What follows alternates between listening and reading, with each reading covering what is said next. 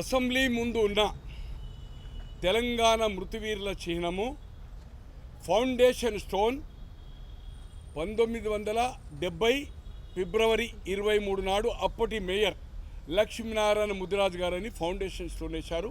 అప్పుడు నేను 21 సంవత్సరాలు తెలంగాణ ఉద్యమకారినిగా మొదటి ఉద్యమంలో కరీంనగర్ అండ్ వరంగల్, రెండో జయాంధ్ర జై తెలంగాణ ఉద్యమంలో రాజమండ్రి అండ్ చెంచల్గూడ మీసాలో పోయిన మీసా అంటే maintain of internal security act విద్యార్థి సంఘ నాయకునిగా ఆ రోజు ఫౌండేషన్ వేసినాడు. ఒక 15-20 మంది, దాంట్లో లక్ష్మీనారాయణ ముదిరాజు గారి నాయకత్వంలో వెంకటేష్ యాదవ్ గారని గోల్డెన్ ప్రెస్ అక్కడనే టీపీఎస్ ఉండే Gowliguda Venkatesha press centre, golden press centre. ఆ రోజు 144 సెక్షన్ మొత్తం ఆల్మోస్ట్ ఆల్ తెలంగాణ ఉద్యమంలో అక్కడ కూడా 144 సెక్షనే. ఒకళ్ళు ఇద్దరు పోయేది అవుతుందో ఈ మృతివీరులు అంతకుముందు అక్కడ ఫైరింగ్ అయింది కంట్రోల్ రూమ్ ముందు 2 సార్లు. ఒకసారి చనిపోయారు, ఒకసారి ఏదైతుందో గాయాలైనవి.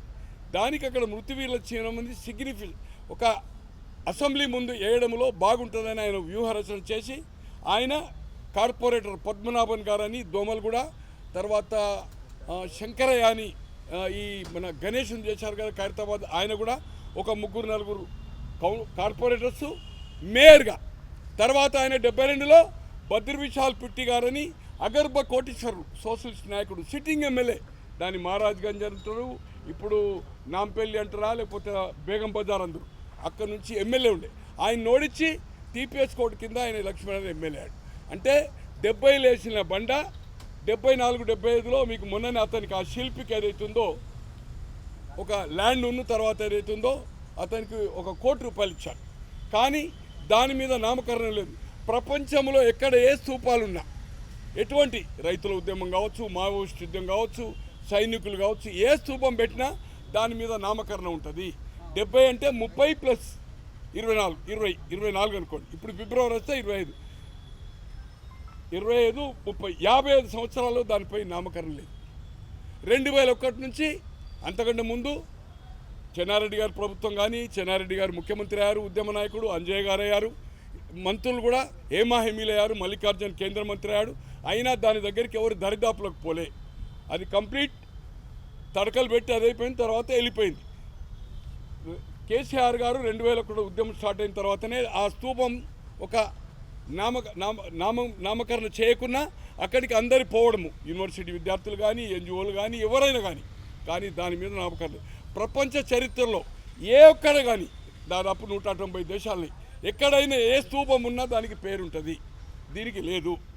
దీన్ని నామకరణం చేయాలని ఆనాటి ఉద్యమకారినిగా అక్కడ ఆ స్పాట్లో ఉన్నవానిగా నేను ముఖ్యమంత్రి గారికి మొన్న అసెంబ్లీ నడిచేటప్పుడు ఇచ్చాను. తర్వాత బిజీ అయ్యారు, ఇతర దేశాలకు పోయారు, ఇప్పుడు వచ్చారు. ఒక 5-6 రోజుల్లో ముఖ్యమంత్రి గారు కూడా కలిసి 99% ఈజ్ ఓకే అన్నారు. వారు ఉద్యమకారులను కొంతమందిని తీసుకెళ్ళి ఇప్పుడు ఒక పిసిసి అధ్యక్షుడిగా ఇది బాధ్యత. పిసిసి అధ్యక్షుడు కూడా రిమైండ్ చేయమని నేను ఇదివరకే వారితో పర్సనల్గా చెప్పాను. మీ ముందే ఇప్పుడు మెమోరండం ఇచ్చాను. దీనిపై నామకరణ ఆ రోజు ఏదైతుందో ఫౌండేషన్ స్టోన్ ఎవరు చేసిందా ప్రారంభోత్సవం అయితే ఇప్పటివరకు జరగలే. అది ఏ పద్ధతిలో కమిటీ వేసి దాని మీద ప్లాంక్ ఉండాలి. ఎవరైనా పర్యాటకులు వస్తారు, దాని చుట్టూ తిరుగుతారు, ఆ స్తూపం ఏమని చెప్పాలి, తలకాయ బండ కొట్టుకోవాలి. దీన్ని ఏదైతుందో నెగ్లెక్ట్ చేసిండ్రు. ఇప్పుడు ఏదైతుందో రేవంత్ రెడ్డి గారు ఏదైతే తెలుగు తల్లి కానీ ఇతరత్ర కార్యక్రమాలు చేస్తున్నారో ఇది కూడా ఏదైతుందో హిస్టారికల్ ఈవెంట్కు దానికి వేసింది కనుక ఆ రోజు బుల్లెట్లకు 360 మంది చనిపోయారు.